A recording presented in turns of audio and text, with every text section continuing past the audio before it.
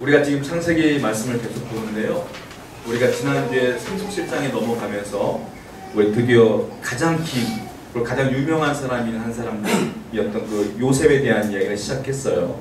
그리고 제가 2주에 걸쳐서 요셉과 예수님과 너무 흡사하다 이런 얘기를 계속 진행을 했는데, 제가 지난주에 한번 얘기 안 한 게 있는데, 심지어 예수님을 가룟유다가 얼마에 팔았죠? 은 30에 팔았어요. 요셉이 얼마에 팔렸죠? 은 20에 팔렸어요. 여기까지 다 아는데 더 놀라운 건 예수님을 판 사람 이름이 유다예요. 가룟유다. 요셉을 판 사람도 유다예요. 얼마나 비슷한지 몰라요. 완전히 흡사한 거예요. 자, 그렇다면 이제 요셉이 팔려간 이야기가 진행돼야지 정상이잖아요. 그런데 오늘 38장에 그 이야기가 진행될 줄 알았는데 요셉은 단 한 마디도 등장하지 않습니다. 그리고 누구의 이야기가 시작되냐면 요셉을 팔자고 제안했던 넷째 형 유다의 이야기가 시작되는데, 유다의 가정 이야기가 끝까지 다 기록되어져요. 그러니까 학자들은 그렇게 얘기해요. 이 이야기가 굳이 들어갈 이유가 무엇이 있느냐. 왜냐하면 이 이야기가 좋은 얘기가 하나도 없거든요. 성경에 기록돼서는 안 될 지저분한 이야기는 다 들어있어요, 이 안에. 그러니까 거룩한 성경에 뭐하러 이걸 집어넣어서 우리를 곤란하게 하느냐, 이런 분들이 꽤 있어요. 그런데 이유가 있겠죠, 분명히. 자, 실질적으로 볼까요? 원래는 37장과 38장이 연결되어져야 돼요. 근데 그렇게 연결 안 되어져요. 어떻게 연결되냐면 37장과 39장이 연결되어지는 거예요. 먼저 보겠습니다. 37장 마지막 절을 볼까요? 36절입니다. 37장 36절이에요. 한번 읽어보겠습니다. 시작. 그 미디안 사람들은 그를 애굽에서 바로의 신하 지휘자 보디발에게 팔았다. 형제들은 그 미디안 상인들에게 요셉을 팔았어요. 그 미디안 상인들이 마지막 절을 보니까 어떻게 했어요? 시위대장 보디발에게 파는 거예요, 요셉을. 저번에 말씀드렸죠. 애굽의 국방부 장관 같은 사람이라고. 파는 거예요. 그러면 그때부터 일이 벌어져야 되잖아요. 그런데 이 이야기가 어떻게 연결되냐면 39장 1절을 보십시오. 39장으로 연결되었어요. 39장 1절입니다. 시작. 요셉이 끌려 애굽에 내려가매 바로의 신하 시위대장 애굽 사람 보디발이 그를 그리로 데려간 이스라엘 사람의 손에서 요셉을 사니라. 그렇죠. 36장 마지막 절과 39장 1절에 연결되어 있는 거예요. 그러니까 38장은 전혀 연결고리가 없어요. 근데 이게 포함되어 있단 말이에요. 매튜 헨리라고 하는 유명한 주석학자가 있어요. 뭐라고 말씀하시냐면, 많은 사람들이 38장 한 장만 딱 보면 유다 같은 나쁜 사람이 없다는 거예요. 유다같이 의롭지 못한 사람이 없다, 그렇게 표현할 것이다, 이렇게 얘기를 할 정도로 38장에 좋은 얘기가 하나도 없어요, 사실. 그런데 우리가 깨달아야 될 게 있어요. 왜 38장에 이 지저분한 이야기가 포함되어 있느냐? 성경이기 때문에 그래요. 왜냐? 우리가 알고 있는 많은 종교들이 있어요. 그 종교의 경전이 있지 않습니까? 그 경전에는 지저분한 얘기가 하나도 없습니다. 다 그 종교를 창시한 자들에 대한 위대한 이야기로 가득 차 있어요. 그래서 성경만 유일하게 지저분한 얘기, 좋은 얘기 다 포함되어 있는 게 성경이에요. 그래서 우리는 뭐라고 말하냐면, 그래서 성경은 인간이 만든 책이 아니라 진짜 하나님의 말씀이라고 인정하는 거예요. 그렇지 않습니까? 사람이 만든 거라면, 내가 종교를 창시한 자라면 좋은 얘기만 써놨지 뭐라고 나쁜 얘기 써놓겠어요. 그래서 성경이 진짜라는 거예요. 그래서 기독교가 진짜다, 이렇게 표현할 수 있는 거예요. 그런데 굳이 38장을 집어넣은 이유가 있다는 거예요, 하나님께서. 왜? 이 이야기를 통해서만 우리가 깨달아야 될 이야기가 있기 때문에 그래요. 하나님의 성경은 1.1년도 거저 들어갈 게 없어요. 그러니까 이 성경 자체에 우리가 깨달아야 될 진리가 있기 때문에 그렇다는 거예요. 먼저는 이 내용을 자세하게 살펴볼 필요가 있습니다. 우리가 1점 다 읽은 건 아니기 때문에. 자, 수치스러운 사건들을 제가 쭉 나열할 거예요, 지금부터. 1절 말씀했습니다. 38장 1절입니다. 시작. 그 후에 유다가 자기 형제들로부터 떠나 내려가서 아둘람 사람 히라와 가까이 하니라. 유다가요, 형제들이 요셉을 죽이려고 했을 때 죽이지 말자, 팔자 그랬지 않습니까? 유다가 팔은 거예요. 팔은 다음에 형제들의 모습을 보니까 기가 막힌 거예요. 유다가 보니까 이 말씀을 보면 형제들로부터 떠나 내려갔다, 이 말이 표현되어 있어요. 이게 무슨 소리냐면 집 나갔다는 소리예요, 이게. 유다는 그날 이후로 집을 나가버렸어요. 왜? 형제들에게 실증과 염증을 느낀 거예요. 내가 저들과 똑같은 형제라니, 기가 막힌 거예요. 동생을 죽이려고 그래? 이런 못된 사람도 있어. 거기다가 더 나가서 동생을 죽이려고 하다가 채색부터 벗기잖아요. 벗겨놓고 어떻게 염소 피를 딱 발렸잖아요. 그 모습 자체가 기가 막힌 거예요, 유다가 볼 때. 거기다가 또 기가 막힌 일이 벌어져요. 아버지가 엉엉 우니까 형제들이 위로해줘요. 아버지 괜찮아요. 위로해주는 모습 보니까 유다가 볼 때 자기 나름대로 자기가 의로운 거예요. 형 동생을 죽이려고 해서 자기 팔자고 했으니까. 또 기가 막힌 거예요. 에이 이런 집안에 내가 못 살겠다. 또 내가 나가버린 거예요. 저는 이 말씀 보다가 혼자 웃었어요. 사람들은 참 본질적으로 문제가 있는 게 뭐냐면 자기가 잘못한 건 하나도 기억 안 해요. 사람들은 그래요.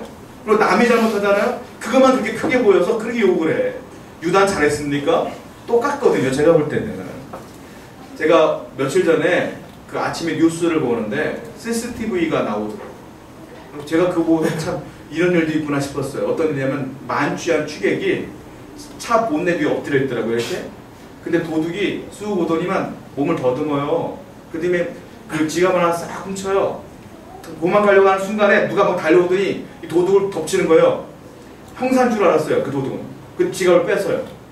뺐더니 청사면 수갑을 채워야 될 거 아닙니까?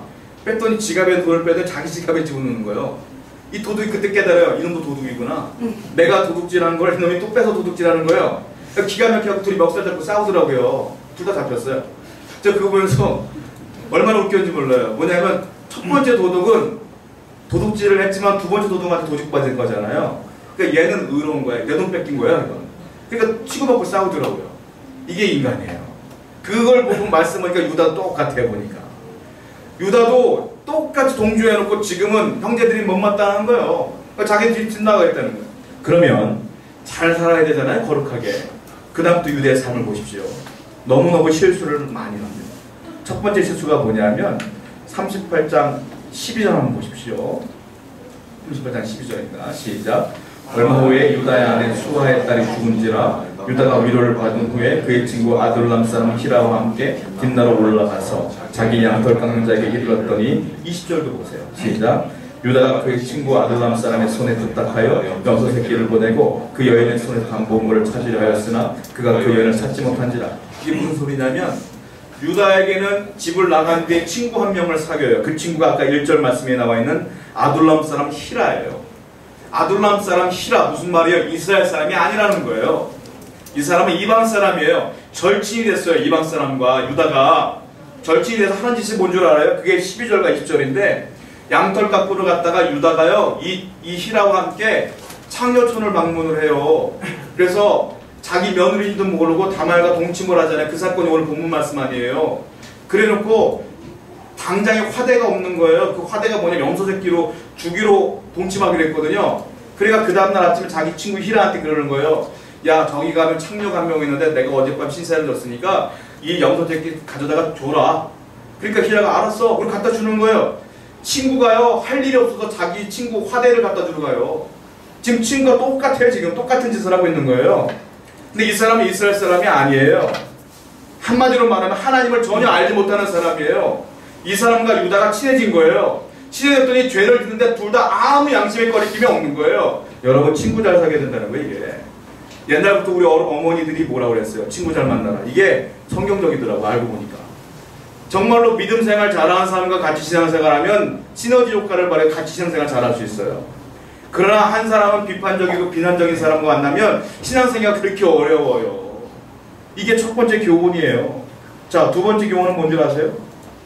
15장 33절 한번 볼까요? 고린도전서 15장 33절 됩니다. 한번 읽어볼게요. 시작. 속지 말라. 악한 동물들은 선한 행실을 더럽히나니. 속지 말래요.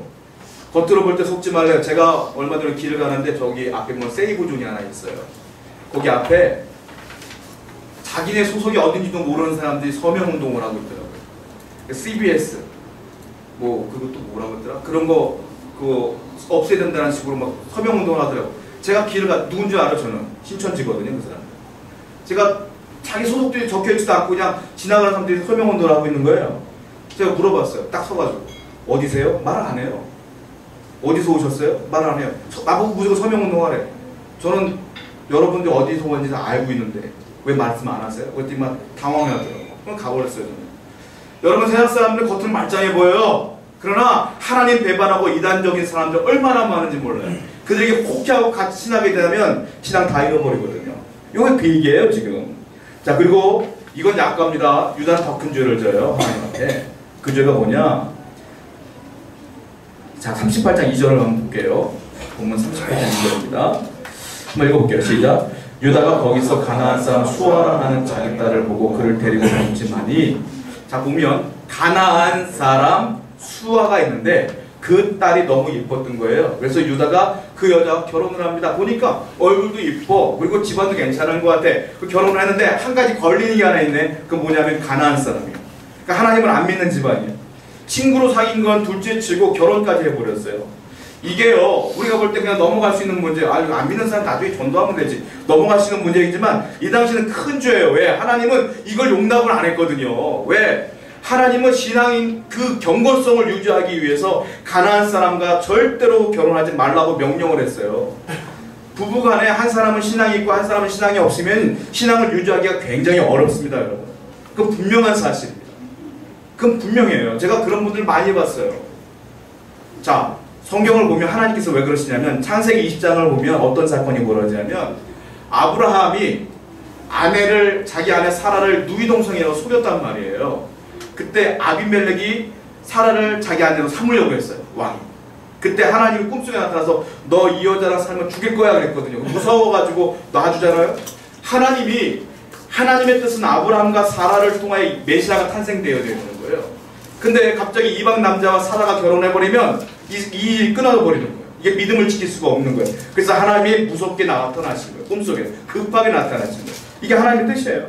그 이후에 보면 아브라함이 자기 아들 이삭에게 결혼을 시킬 때 자기 종을 불러요. 늙은 종을. 뭐라고 말하냐면 이 가나안 땅에 좋은 여자, 정말 착한 여자, 이쁜 여자, 집안 좋은 여자 많지만 너는 절대로 여기서 내 아들의 며느리감을 찾지 말아라. 내 가족에 간 메소포타미아로 가서 다단아람에 찾아라. 그래서 만난 여자가 누구예요? 리브가 아니에요. 이게 그렇게 중요한 역할을 하는 거예요. 그 이후에 또 이삭은 또 어떡합니까? 야곱을 앉혀놓고 뭐라고 말하냐면 너희들은 가나안 여자를 만나지 말아라. 너의 삼촌 라반의 집에 있는 여인을 만나서 결혼하라. 이 얘기를 해거든요. 야곱도 마찬가지예요. 그리고 우리가 이미 살펴봤지만 그 야곱의 아들들이 세겜 땅에 머무를 때에 그 세겜이 자기 동생 디나를 겁탈하지 않습니까? 그때 시므온과 레위가 다 죽였잖아요. 그것도 근본적으로 어떤 이유가 있었던 거냐면 감히 우리 하나님 섬기는 우리 가족을 하나님 믿지 않는 너가 결혼하려고 그래? 이것 때문에 죽인 거예요, 사실. 이런 문제가 계속 연결되어지는 거예요. 그러니까 유다도 이런 흐름을 다 알아요. 아는데 성경적으로 성격적으로 보면 신학자들은 유다를 어떻게 평가하냐면 남성당함의 표상이라고 봐요. 굉장히 남자다운 사람이에요. 리더십도 있어요. 넷째 아들인데 형 그러지 말고 요새 팔아. 그때 다 팔자 그러잖아요. 리더십이 있는 사람이에요. 얼마나 리더십이 있고 남성다우냐면 하나님 말씀도 무시해. 그냥 쉽게 무시해버려요. 안 무서워 하나님도. 유다가 그런 사람이에요. 그러니까 자기 마음대로 좋은 대로 결혼을 해버린 거예요. 그래서 하나님은 유다를 정신 차리게 하기 위해서 그 가정에 엄청난 위험한 일들이 벌어지기 시작합니다. 유다에게는 아들이 3명이 있었어요. 첫째 아들이 엘이고요. 둘째 아들은 오난이에요. 셋째 아들은 셀라예요.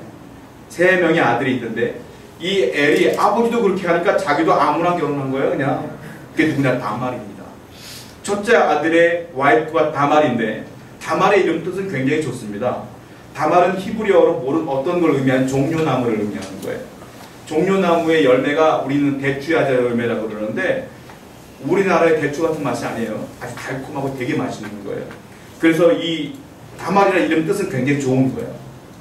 이 여인과 엘이 결혼을 했어요. 자, 볼까요? 근데 어떤 일이 벌어지는지. 38장 6절과 7절입니다. 한번 읽어보겠습니다. 시작. 유다가 장자 엘을 위하여 유다의 장자 엘이 여호와 보시기에 악함으로 여호와께서 그를 죽이신지라. 결혼을 했는데 하나님이 엘을 죽였어요. 근데 왜 죽였느냐? 여호와 보시기에 악함으로 죽였대요. 그런데 제가 성경을 아무리 봐도 어떤 악한 짓을 저질렀는지 나와 있지 않아요. 근데 죽인 거예요, 하나님이. 죽게 한 거예요. 그게 이제 병들어 죽었는지 어떻게 죽었는지 우리는 모르겠지만 너무너무 악하니까 하나님이 죽인 거예요. 오죽했으면 그랬겠나 싶어요. 너무너무 악한 아들이었던 거예요. 자, 다말은 혼자 된 거예요. 이제 과부가 된 거예요. 그런데 문제는 뭐냐면 아버지 유다가 둘째 아들을 불러요. 유다가 오난을 부릅니다. 그리고 이렇게 말합니다. 38장 8절 한번 읽어보세요. 시작. 유다가 오난에게 이르되 네 형수에게로 들어가서 아버지의 공문을 행하여 네 형을 위해 씨가 있게 하라. 무슨 말이냐? 이 당시의 문화가 관습이 뭐냐면 계대결혼이라는 게 있어요. 계대결혼. 이거를 다른 말로 수혼제라고 그래요. 이게 무슨 말이냐면 형이 아들을 낳지 못하고 죽어버리면, 우리나라 같은 경우는 이게 말이 돼야 하지만 그때 시족사회란 말이에요. 그러니까 내씨가 중요한 거예요. 사람이 많아야 돼요. 군사력이나 경제력이나 인구가 많아야 돼. 그러니까 내씨를 연결하는 게 굉장히 중요해요. 그러니까 자손을 만드는 게 중요하단 말이에요. 아들을 못 낳고 죽으면 동생이 형수와 결혼을 합니다. 그래서 아들을 낳아서 첫 아들은 누구야 되면 내 아들이 아니라 형의 아들이 되는 거예요. 그리고 그 씨를 계속 연결해 나가는 걸 계대결혼이라고 하고 수혼제라고 그래요. 그러니까 유다가 부른 거예요, 둘째 아들을. 야, 네 형수와 결혼해라. 이 얘기를 하고 있는 거예요. 신명기에 그게 그대로 써 있거든요. 성경을 볼게요. 신명기 25장 5절과 6절입니다. 한번 읽어보겠습니다. 시작. 형제들이 함께 사는데 그중 하나가 죽고 아들이 없거든 그 죽은 자의 아내는 나가서 카인에게 시집가지 말 것이요 그의 남편의 형제가 그에게로 들어가서 그를 맞이하여 아내로 삼아 형제에 대한 의무를 그에게 다 행할 것이요 그 여인이 낳은 첫 아들이 그 죽은 형제의 이름을 잊게 하여 그 이름이 이스라엘 중에서 끊어지지 않게 할 것이니라. 이게 수혼제에 대한 명령입니다. 그러니까 이스라엘 나중에는 이것을 법제화시켰어요. 그러니까 이것 자체가 죄가 아니에요. 그러니까 이거는 굉장히 의로운 거예요. 왜냐하면 어떤 의로움이 있었냐면, 만약에 형이 애를 낳지 못하고 죽어버리면 형의 재산이 있지 않습니까? 그 재산은 누구에게 가냐면 이 아내에게 가는 거예요. 그 아내는 다른 사람들과 결혼해버리면 이 재산을 갖고 그냥 가버리는 거예요. 그러면 우리 가족의 재산이 줄어들어. 그러니까 이것도 방지하기 위함이 있어요. 또 하나가 이유가 있는데 뭐냐면, 형이 죽어버리면 이 형수는 경제력이 없기 때문에 굶어 죽을 수밖에 없어요. 그러니까 이거 복지 차원에서 이것을 방지하기 위한 의무도 있는 거예요. 그러니까 이거는 나쁜 게 아니다. 복귀해서 들으면 안 된다 이거예요. 근데 오난도 어떻게 되냐면, 오난이 못 됐어요. 오난이요, 형수와 함께 잠을 잡니다. 동침을 합니다. 그런데 문제는 뭐냐면, 동침을 한 다음에 설정을 땅에다 해버렸어요. 그러니까 형한테 A를 주고 싶지가 않은 거예요. 내가 미쳤다고 그런 짓을 해? 그래서 하나님이 그 오난도 죽여버렸어요. 그 오난도 죽어요. 그러니까 첫 아들과 둘째 아들이 다 죽어버립니다. 전부 다. 그래서 그 무리가 큰 일이 벌어지게 되죠. 유다는 어떤 생각을 했냐면, 이 며느리가 들어와서 내 첫 아들과 둘째 아들이 다 죽었구나 이렇게 생각을 해요. 천만의 말씀. 그건 며느리 때문에 그런 게 아니에요. 하나님은 그 유다의 죄 때문에 그런 거예요. 인간은 뭐 잘못되면 다 남 탓이에요. 환경 탓이요. 아니에요. 하나님의 움직임은, 하나님의 뜻은 환경대로 움직이지 않아요. 믿는 사람을 중심으로 해서 움직여요. 내가 죄를 지으면 죄가를 주셔요. 내가 회개하면 용서해 주세요. 그러므로 내 주위에 있는 벌어지는 모든 일들은 나 때문에, 나 때문에. 이걸 유다는 전혀 깨닫지 못해요. 다말 때문이다 라고 생각해서 어떻게 하냐면, 너 내 세 번째 아들은 아직 어리니까 너 친정가 있어. 내가 얘가 성장하면 그때 줄게. 이렇게 얘기를 합니다. 근데 안 주죠. 이 아들 장성했음에도 불구하고 안 주죠. 그 시간이 계속 흘러갑니다. 그때 유다는 이 다말을 너무 과소평가한 거예요. 자, 이 부분에서 신학자들은 뭐라고 평가하냐면 이렇게 평가하는 분들도 있어요. 다말은 이 메시아가 이 가정에서 태어날 걸 이미 알고 있었기 때문에, 들었기 때문에 내가 이 씨를 이어야 된다는 확실한 근거가 있었고, 그런 고집이 있었고 믿음이 있었을 것이다. 그래서 이런 짓까지 했을 것이다 라고 좋게 평가하는 분도 있어요. 어떤 짓이냐? 어느 날 갑자기 유다가 딥나에 올라가서 양털을 깎는 소식을 듣고, 본인이 자기 아들을 안 주니까 창녀를 딱 변장을 합니다. 그리고 거기서 유다를 유혹을 해요. 이제 그 장면이 나오게 되는 거예요. 그래서 유다와 함께 동침을 하는 장면이 나오게 되는 겁니다. 한번 성경을 한번 직접 보면서 한번 얘기해 볼까요? 자, 본문 17절, 18절 한번 읽어볼까요? 17절과 18절입니다. 시작. 유다가 이르되 내가 내 때에서 염소 새끼를 주리라. 그가 이르되 당신 그것을 줄 때까지 당번물을 주겠느냐? 유다가 이르되 무슨 당번물을 내게 주랴? 그가 이르되 당신의 도장과 그 끈과 당신의 손에 있는 지팡이로 하라. 유다가 그것들을 그에게 주고 그에게 들어갔더니 그가 유다로 말미암아 임신하였더라. 그래서 유다는 보니까 창녀 한 명이 있으니까 자기 아내를 잃은 지가 오래됐거든요. 그러니까 외로운 거예요. 거기다가 양털을 깎으라고 맡겼는데 시간이 한참 걸려. 시간이 많이 남아돌아. 그러니까 거기서 그 창녀의 유혹에 미혹에 넘어가서 동침을 하게 되는데, 뭐라고 말하냐면, 이 다말이 뭐라고 말하냐면, 며느리인지 모르는 거예요 지금. 다말이 뭐라고 말하냐면, 나한테 화대를 뭘로 줄 거냐? 그러니까 내가 지금 양털을 깎고 있는데 양 새끼 한 마리 줄게. 그건 비싼 거예요. 그랬더니 좋다. 그런데 네가 줄지 안 줄지 내가 어떻게 하느냐. 그러니까 담보물 줘라. 무슨 담보물이냐. 보니까 당신 도장이 있네. 도장 주고 도장 끈 주고 지팡이 줘라. 그러면 당신 화대를 갖고 오면 내가 이거 주고 그 영생스게임 받으면 되지 않겠느냐. 그 유다가 오케이 하고 동침을 해버린 거예요. 이제 그 장면이 나오는 거예요. 그래서 그 다음날 됐어요. 그 다음날 돼서 그 유다가 자기 친구 히라한테 양을 주는 거예요. 갖다 주고 오라고. 자, 20절이에요. 20절과 21절 봅니다. 시작. 유다가 그 친구 아둘람 사람의 손에 부탁하여 염소새끼를 보내고 그 여인의 손에 담은 방법물을 찾으려 하였으나 그가 그 여인을 찾지 못한지라. 그가 그곳 사람에게 물어 이르되 길곁 에나임이 있던 청녀가 어디 있느냐. 그들 이르되 여기는 청녀가 없느니라. 청녀가 없는 지역이었던 거예요. 그러니까 찾으려고 보니까 없어. 그러니까 담보물만 뺏기고 화대는 안 치는 거예요, 결론. 근데 그로부터 어떤 일이 벌어지냐면 석 달쯤 지났는데 자기 며느리 다말이 임신했다는 소식을 들은 거예요. 그 유다가 깜짝 놀라서 뭐라고 말하냐면 이것이 우리 아들 여기 있는데 바람을 폈구나. 오해를 해서 불살라 죽여라. 이 명령을 내려요. 자, 그 장면 볼게요. 24절, 25절, 26절입니다. 한번 읽어보겠습니다. 시작. 석 달쯤 후에 그 행함으로 임신하였느니라. 유다가 이르되 그를 끌어내어 불사르라. 여인이 끌어갈 때에 사람을 보내어 시아버지에게 이르되 이 물건 임자로 말미암아 임신하였나이다. 청하건대 보소서. 이 도장과 그 끈과 지팡이가 누구의 것이니까 한지라. 유다가 그것들을 알아보고 이르되 그는 나보다 옳도다. 내가 그를 내 아들 셀라에게 다시는 그를 가까이 하지 않으라. 그러니까 담보물이 다 작동이었던 거예요. 그 유다로부터 임신을 한 뒤에 위험한 차례니까 도장하고 끈하고 지팡이를 주면서 나 이 사람 때문에 임신했다. 유다는 알아보잖아요. 유다가 뭐라고 합니까? 맨 마지막에 그는 나보다 옳도다 그랬어요. 아까 제가 조금만 전에 말씀드린 것처럼 신학자 중에 어떤 사람은 이 다말이 의도적으로 믿음을 갖고 자기가 이것을 꼭 씨를 이어야 된다는 생각을 했다고 했잖아요. 이 근거가 여기 나오는 거예요. 그는 나보다 옳도다, 옳도다, 의롭도다 이 말이거든요. 이 단어 원문이 믿음에 관한 이야기를 할 때 나오는 단어예요. 그러니까 다말은 분명히 믿음이 있었을 것이다 라고 추측을 해보는 거예요. 물론 행동은 옳은 건 아니죠. 그럼 믿음은 있었으나 행동은 옳지 않았어요. 자, 그리고서 아기를 낳아요. 쌍둥이를 낳아요. 성경을 볼게요. 27, 28, 29, 30절입니다. 시작. 해산할 때에 보니 쌍태라. 해산할 때에 손이 나오는지라. 참파가 이르되 이는 먼저 나온 자라고 홍색실을 가져다 그 손에 메었더니 그 손을 도로 들이며 그의 아우가 나오는지라. 참파가 이르되 네가 어찌하여 터뜨리고 나오느냐 하였으므로 그 이름을 베레스라 불렀고 그의 형 곧 손에 홍색실에 있는 자가 뒤에 나오니 그 이름은 세라라 불렀더라. 아기를 낳는데 쌍둥이에요. 쌍둥이인데 하늘에서 손을 쭉 내밀어.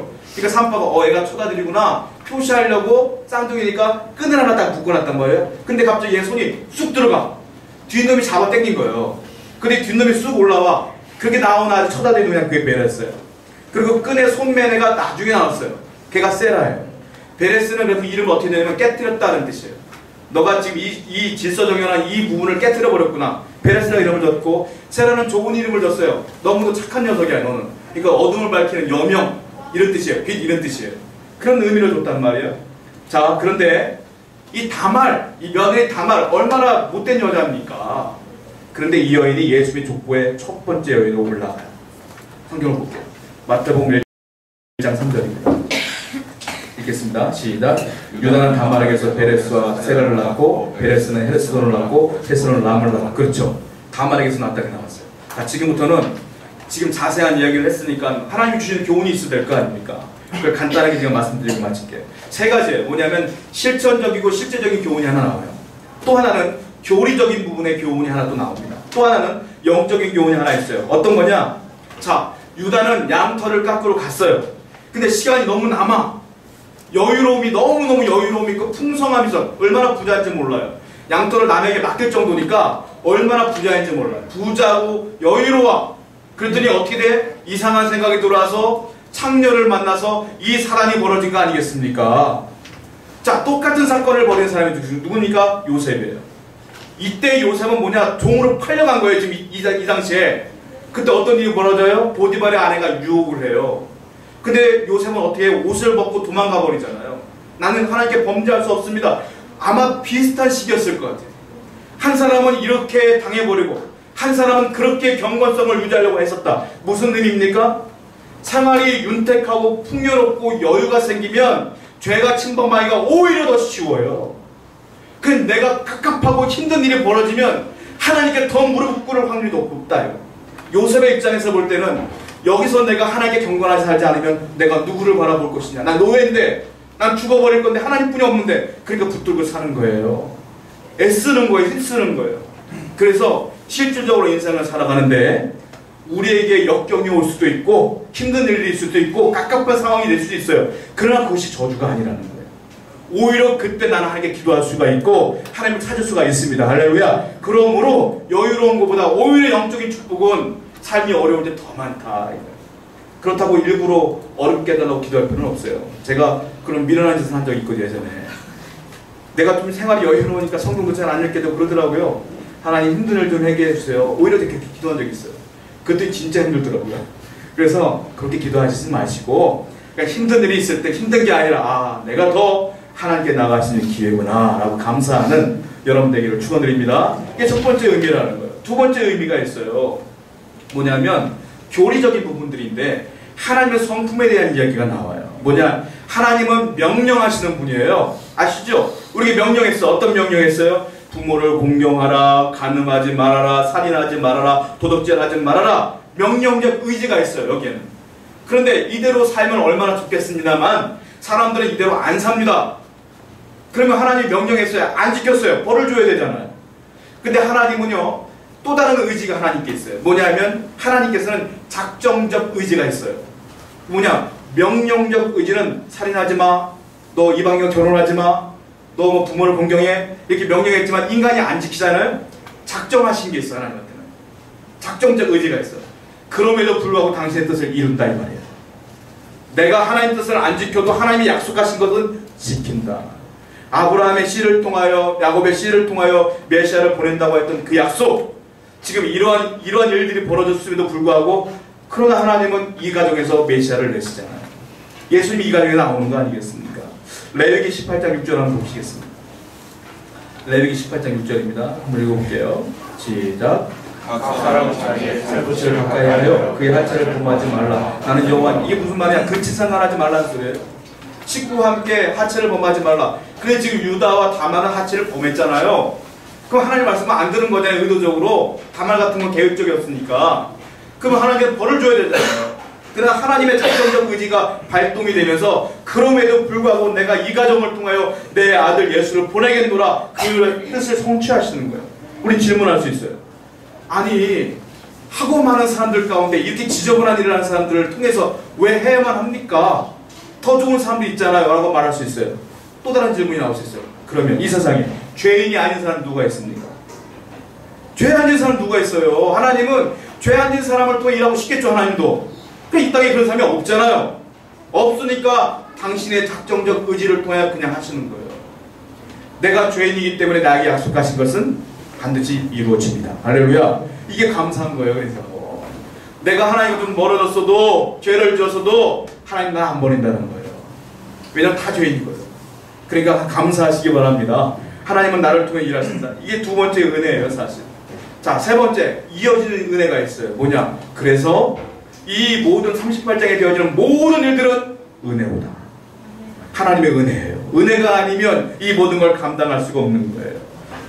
하나님의 은혜를 감당한 거예요. 하나님이 그냥 은혜를 주신 거예요. 다말, 유다, 너희들이 비록 이렇게 했으나 내가 그냥 은혜를 줘서 일을 진행할게. 그리고 진행하신 거예요. 여러분들이 여기 앉아서 예배드린 건 은혜예요. 여러분들이 정말로 의로운 사람이 누가 있어요? 하나님께 은혜를 받았기 때문에 예배하는 거 아닙니까? 이 은혜를 만끽하고 감사해야 된다는 거예요. 자, 왜냐?